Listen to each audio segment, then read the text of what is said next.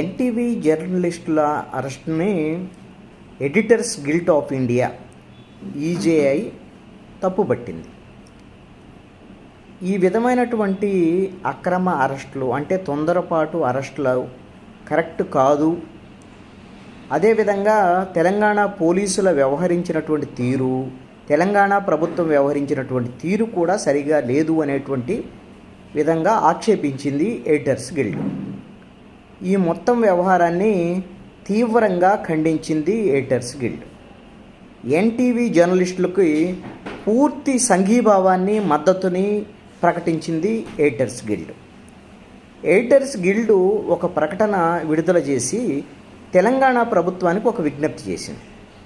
తెలంగాణలో జర్నలిస్టులకి స్వేచ్ఛ ఉండేటువంటి విధంగా అక్కడ పరిస్థితుల్ని చక్కదిద్దాల్సినటువంటి బాధ్యత ప్రభుత్వం మీద ఉంటుంది.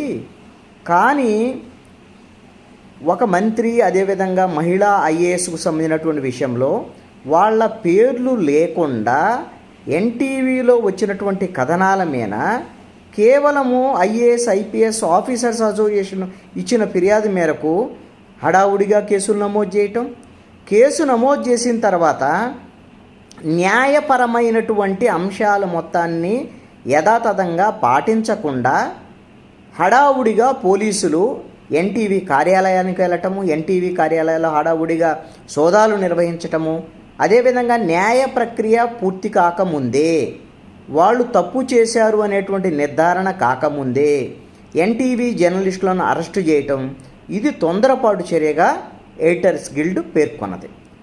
ఈ విధమైనటువంటి ధోరణి మీడియా యొక్క ప్రతిష్టని భంగపరిచేటువంటి విధంగా పోలీసుల వ్యవహార శైలి ఉంది.